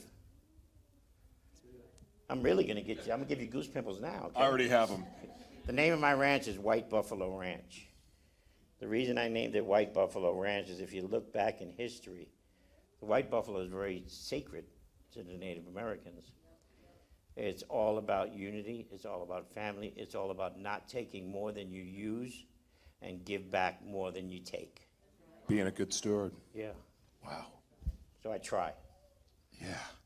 So what's the vision for the ranch? Are you, because I know you're not done. I'm going to keep it as a sober living ranch, and what I've done is I allow them, depending, some of them are with families, some of them have kids. I allow them to stay anywhere from 3 months to 6 months, and then you need to move on and progress in your life so I can make room for the next person. I've only got 9 cabins, and 6 of them are what I can actually help them with. They pay their own rent. They work full-time. They go to meetings all the time. A lot of them, I don't know if anybody here, they're in drug court, which means that you have to go get mandatory testing. And the POs come out, they talk to me, they ask them how they're doing. And like I said, if you're pulling your own weight and doing the own thing, just keep doing it, and I'll back you up 1,000%. It's working, it feels right. And I don't know how much longer God's gonna allow me to be on this earth. But I tell you, Josh, I'm going to live it as stress-free as possible. I have a rule on my ranch. I have a cool little wooden bridge you come over to get on my ranch. I don't care if you're in recovery. I don't care who you are. Before you cross that bridge, leave your stuff on the other side. Leave your resentments. Leave your baby mama drama. Leave your relapses. Leave all that stuff on the other side of the bridge. Because when you come over here, you can feel it when you walk on the property. You can feel the tranquility. One more thing before we end this. When I went to go look at this ranch, I fell in love with it the first day.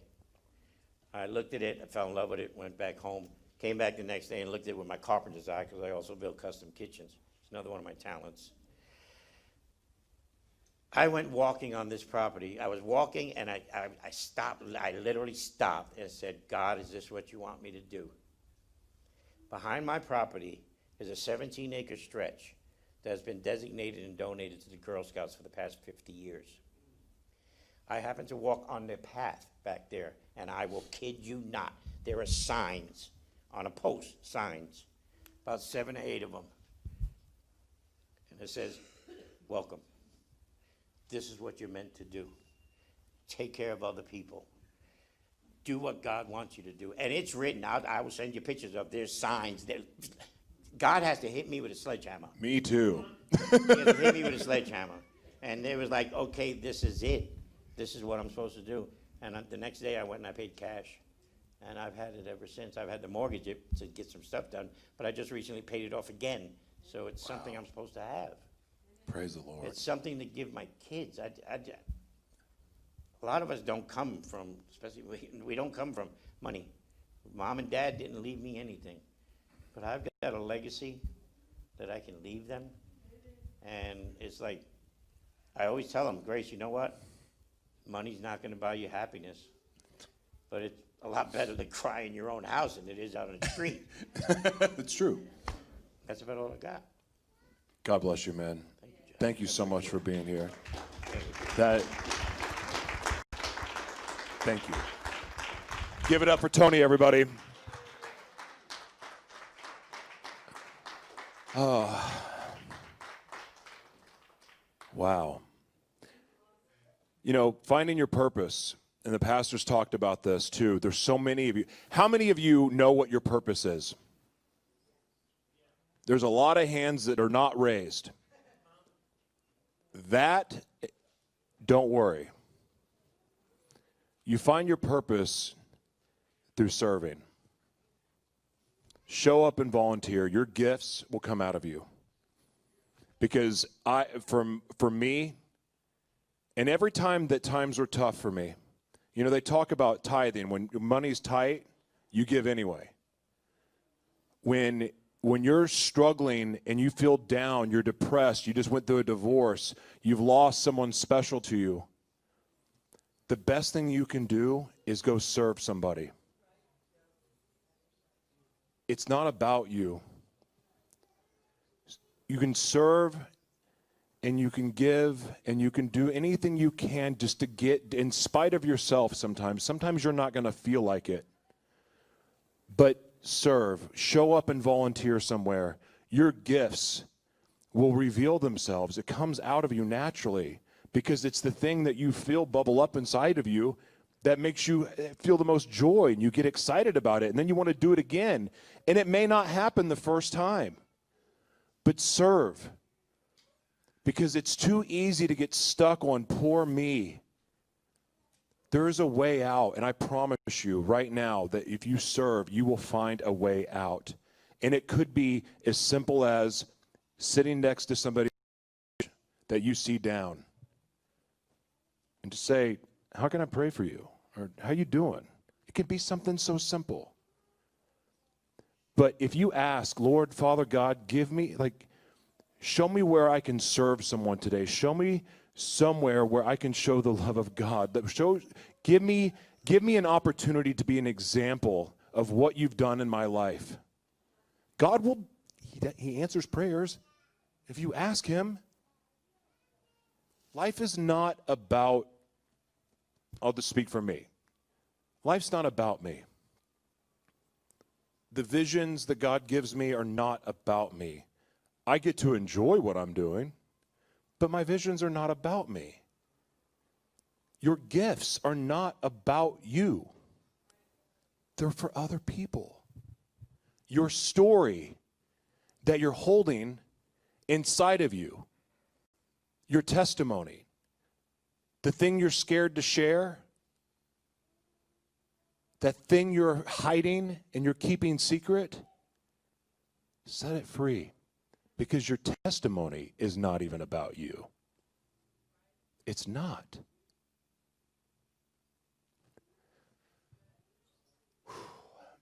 Tony, God bless you, man. That was amazing. So ushers, are the ushers here? Okay. And Brad, if you could put the link on the screen, please. Look, audience, online audience here, I've said this before, this is good soil. This ministry is changing people's lives. I know my life, in the short time I've been here, my life has changed dramatically. I've learned more about the power of God, the love of God, than I've ever learned in my I'm 40 years old. In 39 years and 9 months, I've learned more in this 3 months about the love of God than I have my entire life. I've learned what it takes. We want the keys. We want to make our dreams come true. It's been laid out here. And there's amazing things happening in this, what my brother's keeper and my sister's keeper is doing out in the communities and how they're serving others. Like the dollar that you give, online audience, you give $1.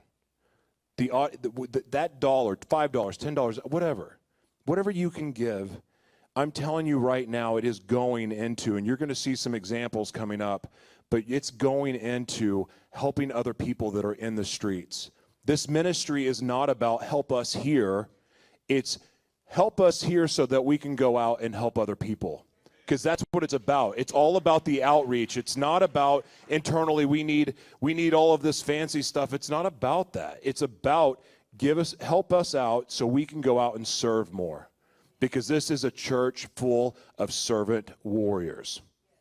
So, all right, Father God, thank you so much. Thank you so much for Tony. I ask that you bless his ranch, you bless this ministry that he has. I just ask that if there's any hurts that he's hanging on to still from that past and that just the crazy, amazing story, look, I just ask that you just release that of him because he is doing so good and he's helping so many people, and it's not just about the love of his children and the love of God. You know, he's serving other people and he's helping other people and giving other people an opportunity, Lord. So I ask you bless him, and you bless him in extraordinary measure because he is a man of God, and he is doing your will. He is doing what you called him to do. And he is, sharing the fact that dreams can come true. And sometimes that message of hope is the only thing we need to be able to live another day, to be able to say, you know what, I'm not giving up. I'm not going to stick that needle in my arm. Hope is so, so powerful, Lord, and I thank you for all of the hope that you've given me. I thank you so much for the hope that you've just put in people's spirits tonight through Tony's testimony, Lord. if anyone out there that is struggling with addiction, that they've struggling with hanging on to the abuse that they've suffered, even the abuse that maybe they've given, Lord, I want you to give them an opportunity right now. I want you to speak to their heart and make them say, Father God, this is no longer the life I want to live. I'm done running from my past. I'm done running, and I'm done running from the pain. I'm done sticking this needle in my arm. I'm done sleeping with hundreds of people. I'm done just running from what I know you've called me to do. I'm done. I'm done making this pain about me, Father. I surrender. I give my life to you because I know that in you all things are possible. And I'm sick and tired of being sick and tired. And Lord, I want you to take over my life. My life, my will, my life is no longer my own. Father God, I surrender to you. I know you died on the cross for my sins, and I thank you. I thank you for all that you are going to do in my life, and I thank you for this opportunity to give this pain to you, to give this hurt to you, to give this addiction to you, to give it all to you. I give it all to you, God. I surrender. Jesus, come into my heart, change my life forever, and help me live a purposeful, meaningful, God-fueled life for the rest of my days. In Jesus' name, amen. All right, guys, God bless you. Have a great night. Thank you so much for being here. See you Sunday. God bless.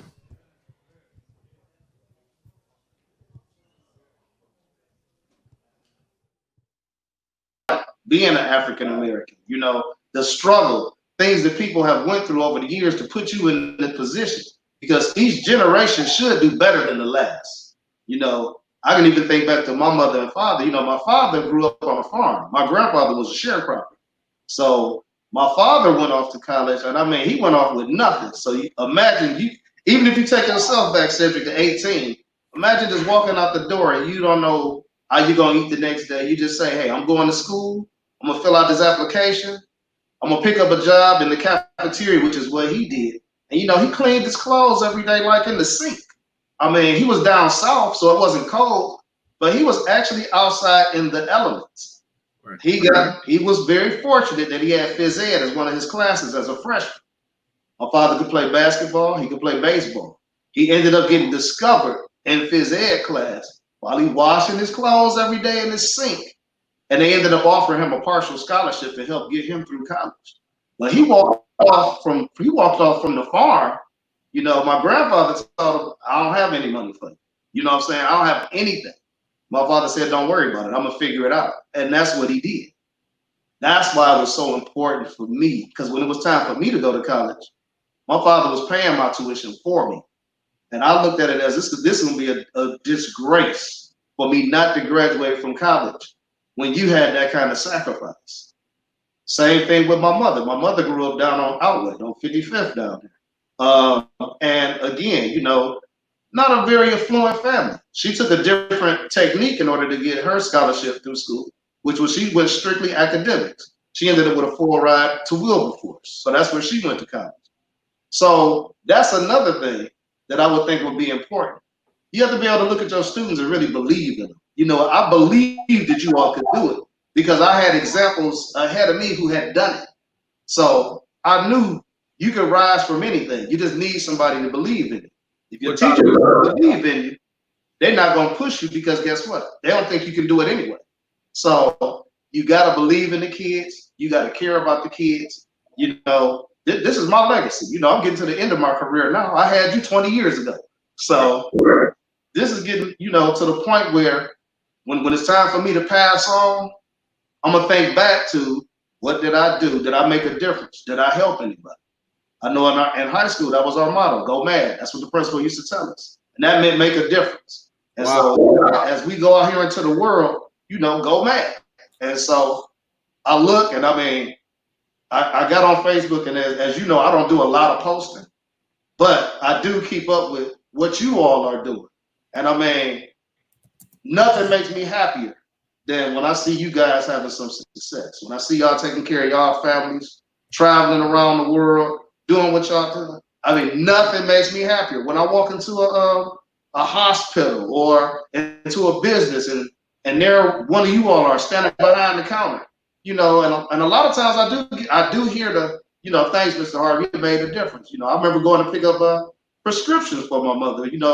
At the time, the young lady was just a farm tech, but she was like, Mr. Harvey, I'm here because what you did really made a difference.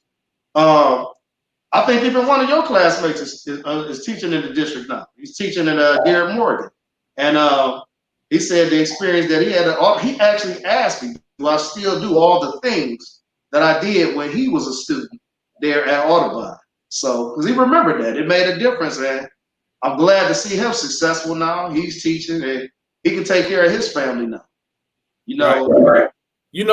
What you're saying, it goes directly in line with what our audience is thinking, and I want to take another question from the audience at this time. Corinne Riley says, what is your greatest motivation as a teacher? One thing, man, often this idea exists that kids in inner city schools underachieve. My push every year is for my kids to score with kids in the rest of the state, at least at the proficient level, but I'll constantly push them and tell them that's the minimum. I know if you look at the results, because I'm in Kenneth Clement now, so if you look at the results, even if you look at 8th grade science for Kenneth Clement, you go back, you look on the state report card, you'll see that their number average for the class is 712. 700 is proficient. So all the students together, their average was 712. The state average was 719. So I'm pushing them like, hey, no matter where you go, no matter who you have in high school, I want you to be in a position where you can compete. And the kids from the school that I am at, they go to Benedictine, they go to St. Ed's, they go to John Hay. They really feel John Hay, which is a great choice, for students going to high school, because Cleveland, is offering college tuition for kids that remain in the district and graduate from a Cleveland Metropolitan School District. So I definitely, if I had a student that was in Cleveland Public Schools, I definitely would make sure they would graduate, and I probably would send them to John Hay, because of course you got the grade point average requirements to get in, and they're going to be in a good environment and they're going to push one another. If you look at the state report card for John Hay is scoring, they excel. Right. So, ladies and gentlemen, we're talking to Jesse Harvey right now, and he's truly, truly a legendary educator out of the Cleveland metropolitan area, and hundreds of students can attest to the fact that he's gone above and beyond to make sure that you're getting to the next level. But we're not done talking to Mr. Harvey about his journey, his experience, and his expertise. We are going to continue to delve into what he did right after this brief message. We'll be right back with Jesse Harvey.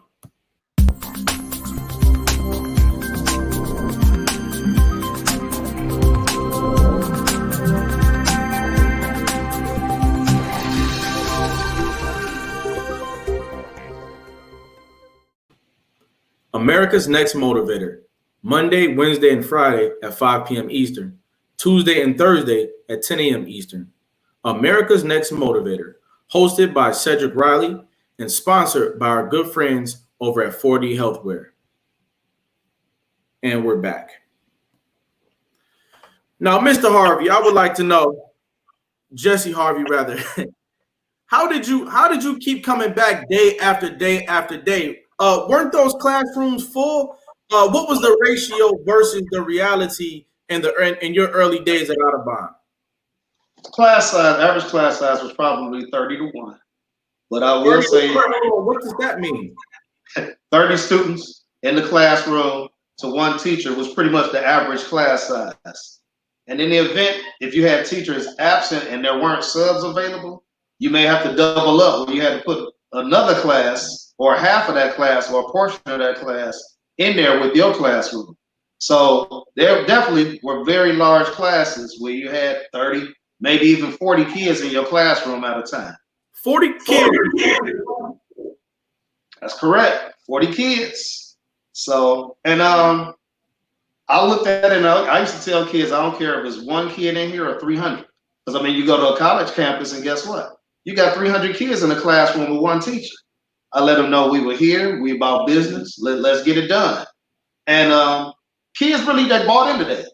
I think they respected it.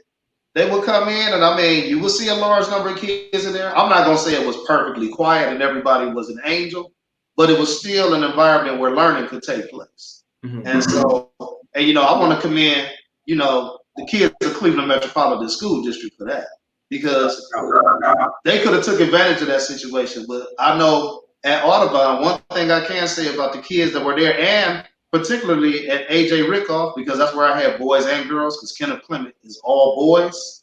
But I know everybody kind of took pride really in coming to school and what they were learning. They cared.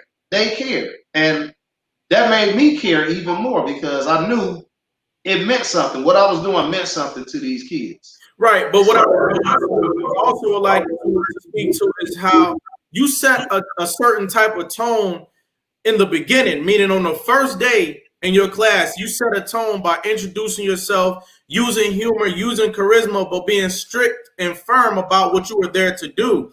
How does it feel to be one teacher, in a hallway out of 15 teachers, you might be one out of 2 or 3 teachers that the children are actually gravitating to and listening to. A lot of the other teachers are not getting the same results. How does it feel to be a central figure and you're only teaching one subject? Yeah, I mean, I understand exactly where you're coming from. I wish I could have done more, but I mean, of course, I only can be responsible for one subject at a time. But I took it with a sense of pride. I mean, I knew you guys, what I didn't want to see happen to you guys, I didn't want you to not have the opportunity to go to college. I get in middle school, you might not have made up your mind yet whether you want to go to college or whether you want to go into a trade or whatever you want to do. I wanted to convince you guys, hey, make sure the door is not closed. When you get into high school, if you may change your mind and say, you know what, I want to go to college now. I wanted to make sure you were prepared and that option was still open for you. And so that's what I spent a lot of times. I know I told my story. I know you remember me telling this story. But I told the story all the time about, being prepared. Don't put off until, tomorrow what you can do today, which is biblical, And actually speaking, even if you go into biblical terms, we should be establishing enough wealth, not only for our children, but for our children's children. That's really our charge and what we should be doing. And it all starts with getting yourself an education. You got to get yourself something where what you do is respected. Everyone can't do it because laws of supply and demand. If you got a skill that no one else can do, they're going to pay you for it. And then I wanted you guys also to just to be men. I wanted my men to know how to be men and lead families. I wanted the young ladies to grow up, and take care of their children. And so we can build a better community, because y'all the future. I'm about to drift off into the sunset and sit on the porch drinking country time lemonade. So it's on you all now. I'm glad to see what you've been doing. I've been watching. I've been following. I see the posts. And I mean, that's what makes me happy. I'm y'all biggest fan now. Right. So, right. And it goes to show the types of conversations that you were having in a science class, but you're teaching people how to become adults. And that's what makes the difference between, let's say, your class and maybe some other classes where that might not have been the case. And so, it becomes about consistency, and it becomes about your sense of identity and it being wholesome, and you being able to rub that identity off to some degree on the students that you're working with. And the kids can see a difference in that. Right. I mean, yeah, kids really, a lot of kids bought into it. There's a lot of success stories that I see now. Not all stories, of course, ended up in a success story, but I do definitely feel like I have had some impact on a lot of kids, who have come through the schools. So. Without a doubt. And so what do you think we need to do as a collective to make sure that even more young people can have a successful outcome in Cleveland public schools? Well, I think parents need to have real conversations with their kids. Put bills on the table. Let them understand how much things cost. I remember going over this, with a class, a group of kids, and they were talking about, I can have this type of job. I'll make, maybe $8 or $9 an hour, and that's going to be plenty. If I'm making $11 an hour, I'm doing good. And so I know I used to go to the chalkboard back in the day, and I'll just put some figures up there. Hey, the lights are this much. The gas bill is this much. And I mean, the other thing is, some respect and pride in your family. I know a lot of our families are fractured now. Where you got single parent homes, or you have a father that may have been even murdered in a lot of cases. Because I know I had a lot of students where their father was gone because he had been killed. But you gotta, keep the family togetherness. I don't know how many people still having family reunions. I don't see a lot of Facebook posts about a whole bunch of family reunions. I see people maybe with the person they with going on vacation, but I mean, you gotta really keep track of, you know, the older generations, listen to their stories. And then the older generations also need to realize you got to invest in the younger generation. Because one day you're going to depend on them again. Bible says what? Once a man, twice a child. So you have to realize, hey, everybody has their time on top. You never abuse anybody. You don't take advantage of anybody because one day that might be the very person that has to, lend you a hand. My mother, she was just in the hospital recently. And the young lady who was in the room with her actually turned out to be one of my daughter's friends from high school. And I was glad, that she was in there. And then I was glad also the way my daughter conducted herself in high school because I knew it wasn't going to translate into any type of animosity or anything towards my mother. And so, you have to always be conscious of that you're not always going to be on top. You up there for a while, but don't step on people to get to the top, and carry as many people to the top with you as you can. It shouldn't be a thing where we got this animosity towards each other, where you mad because somebody was successful. They made it out of the hood or whatever. Pull as many people as you can with you, and everybody needs to really work together. And I mean, that's what I would like to see happen more so in the community. When I was a kid, even some of the younger kids in the street, I would sit them down on the porch and teach them some of the things I was learning. I was a sixth grader sitting down with like a little group of second graders and third graders trying to teach them the things that I learned in school. So, and I know it had a big impact on my younger brother because, now he's a chemical engineer. So the science that I knew being 3 or 4 years ahead of him, I started showing him earlier. So when he got to, sixth grade, he was already familiar with that content. He was able to excel further than me. And that's my hope, for each one of you all to do better. And I know you remember me saying this. I used to say, don't be like me, be better than me. Be better than me. I haven't lived a perfect life. I done made mistakes. And, I tried to be open and frank with you guys about the mistakes that I made so y'all don't make the same mistakes. And so, it takes a lot of care. It takes a lot of love, and it takes community. And we got too much of people closing their doors now where they don't even know who their neighbor is. They don't talk to them. I remember as a kid, I would get snatched up. I would take Mr. Jolly, for example. I was acting a fool in Randall Park Mall one day. And his mom was the one that brought me home to my mother. Like, yeah, I saw your son, up in the mall. He was doing this and that. So I'm bringing him back home to you. And this is what he did. And, that makes a difference. I remember, getting in trouble by Mr. Shambley's father.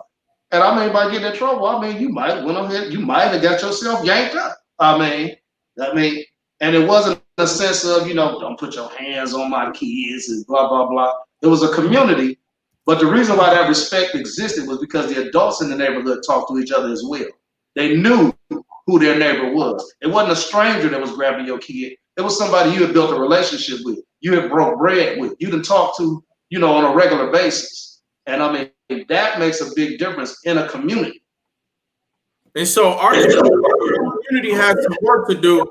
And as we listen to you, we're getting some tips and advice on what it might take to make our community even stronger. And so pretty much when somebody says there's no hope for these kids, ain't nobody going to be able to get to these kids.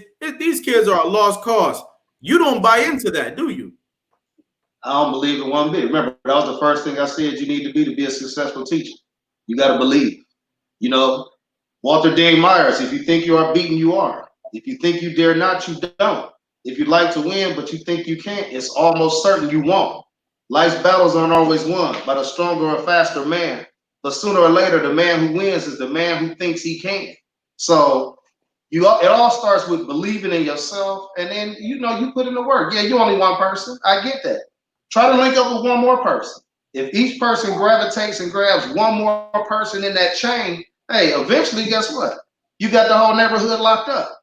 And so, but I mean, it takes us coming out of our houses, you know. And I understand some of the challenges in Cleveland. You know, they are challenges that were different in the neighborhood that I grew up in.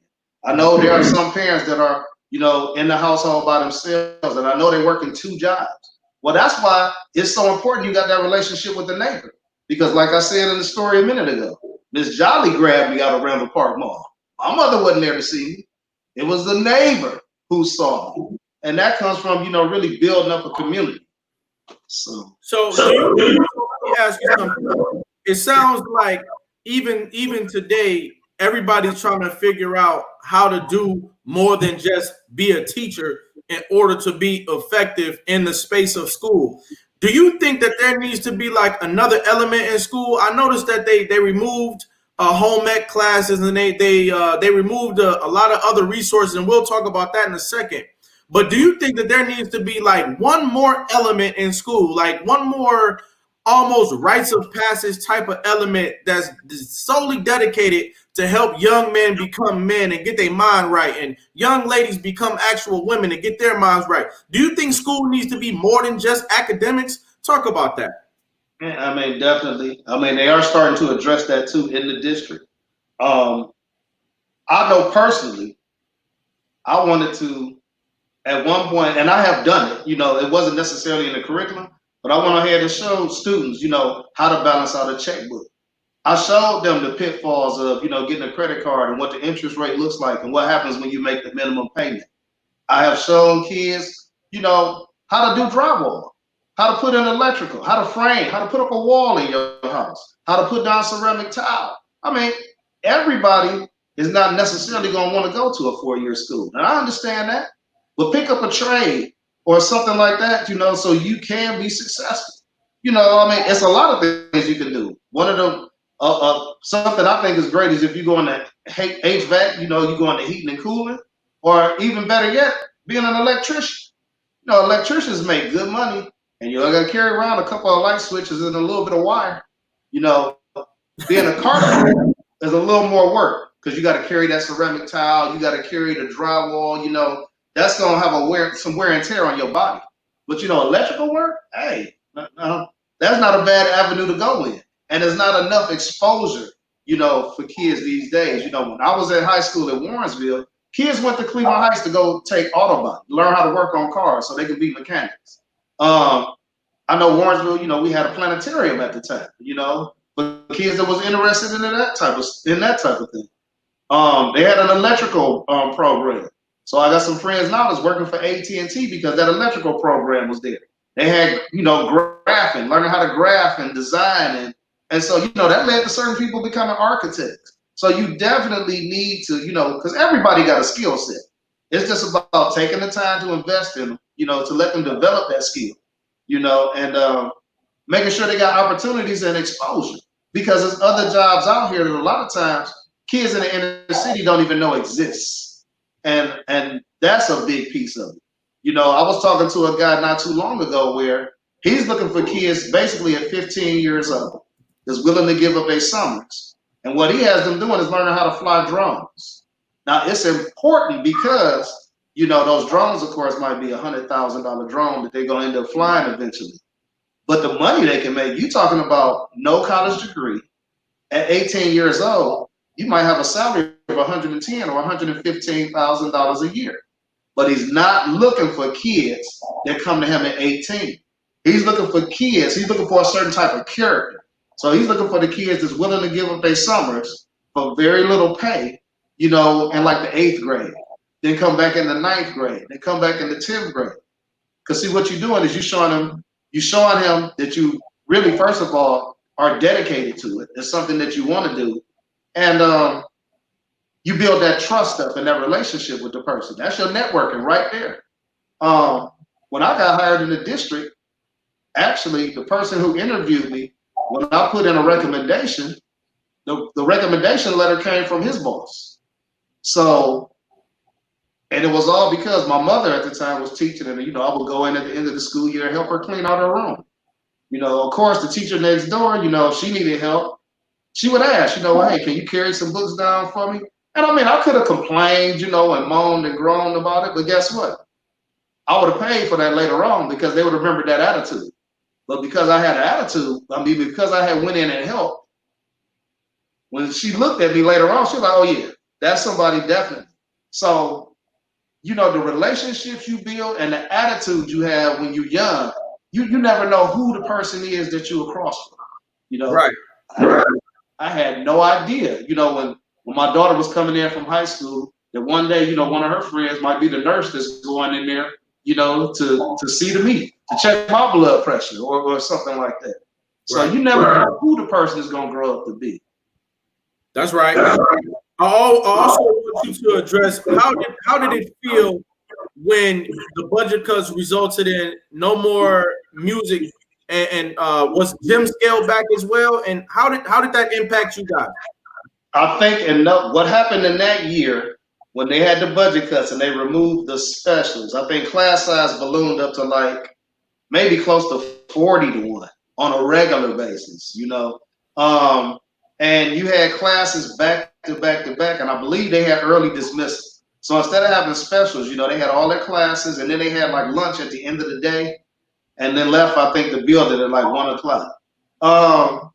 And it had a definite negative impact. You have more kids in the classroom, you got more behaviors to deal with. You got more issues, to manage. And then kids that need that individual help, it's hard to get to 40 different kids to help them. Even if you break them into groups, if you got a group of 6 kids in front of you, well, you still got to keep an eye now on 34 other kids and hope that they will invest in their learning on their own. And so you count on kids really to almost be young adults and monitor their own behavior. And they will do it to an extent. But I mean, being realistic, how many kids in the 6th or 7th grade are really just gonna come to school and be like, okay, I'm here to work every day? Because they come also to socialize. That's an important part of school. And so you have to teach kids also about time management, and not wasting your time. I look back at my years in elementary school and I wish I would have done more. Hindsight, I wish I would have done more. I wish I would have worked harder. And I got to the point where I have a master's degree. So I'm still reading now. And at this point in my life, I'm really looking at what my big focus is and direction is now is I'm looking at health and longevity, because that's another problem that we have in the Black community. We got poor diet, and the poor diet leads to a lot of times challenges in the classroom. So, for example, lactose intolerant. So a lot of African Americans are lactose intolerant. Well, they get milk for breakfast. They get milk for lunch. And then you have kids who now their head is down that last half of the school day because their stomach hurts, And then what are they eating? Are they eating green vegetables at all? And so now you're getting other type of illnesses that might keep them out of school. So diet is important. And I mean, you owe it not only to yourself, but you owe it to your kids. So your kids don't have the struggle on their shoulders at an early age, helping making sure that you're okay every day. So they can, raise their kids also. So diet is important. I mean, we really got to look at health too in the Black community. But I understand the foods that are unhealthy are a whole lot cheaper. So right. And a lot of people are dealing with food deserts in areas like Cleveland. And so you're dealing with children who they develop attention disorders and they develop an inability to be consistent when it comes to their schoolwork. But you've got to fight through that every single day. You come in there and you find ways to get these kids to myelinate around the subjects that you're teaching, and that's an incredible feat. Now, I want to know what would you say has been your biggest what's been your most successful strategy when it comes to getting your lessons to stick? Number one, you never quit. You come in and you teach from bell to bell every day. You come in and you're tired. You don't take days off. You go home and you think about ways. I know with you guys a lot of times. I always put you guys in a story. I would always tell a story. And in the story, I always won in the stories, if I remember right. I always won in the stories, but I put you guys in the story. You always won. Yeah. So I always gave you something that you can relate to, though. So therefore, when you was thinking of that concept, when you see kids' eyes roll up to that corner in the ceiling, you know, they remembering a story that you told them that day or something that they seen. And you know, big is hands-on experience. You know, what are they learning by doing things with their hands? Because you remember that. So those are the most important things to get stuff to stick with kids. And then kids, you got to get them to invest time at home too, outside of the school day. You know, outside of the school day. So I would definitely say teach through stories, have hands-on experience, have stories that they can relate to. You know, and like I said, I used to keep you guys hooked because I would always throw you in the story. So, and so, what we're gonna get a book from you? You know, I right now I invest so much energy in the classroom with the students. You know, like even through the summertime, I'm already thinking about what can I do to push these kids past this, you know, where other kids are in the state. Because I always try to push them and make them realize we competing against Solon, we competing against Hudson, we competing against Beechwood, and I keep that on their minds. And so a lot of times in the summer, I'm already looking at the next school year and trying to figure out what I can do to get them ready for the next school year. Sitting down and having that time to write, it probably won't be until I'm retired. Because right now, I got to put all my energy into what I'm doing. So finally got my kids up and grown and off to college. So now I can definitely dig in a whole lot deeper without getting the interruptions in the middle of nights or somebody need the table because they got to do this or got to do that. So my focus is on, you know, making sure kids are prepared. I spend all my time on that. I have a question real quick. Does Common Core exist as a philosophy in what you do, and how might that be affecting everybody's teaching situation? Common Core. Well, Common Core, you know, you got some states that are for it, some states that are against it. But I mean, you have state objectives that all kids need to be able, that need to have a certain mastery of in order to pass the, you know, the Ohio State test. Mm-hmm. So I do definitely look at the Common Core, and then our district has a well outlined. I'll say the science curriculum in Cleveland is excellent. I'm gonna say that honestly. The curriculum that we have going out is an excellent curriculum. It's digital. It has a digital platform to it, so kids can work through things digitally. They can watch videos and stuff even while I guess that's the technology era. But they can watch videos and everything while they're at home.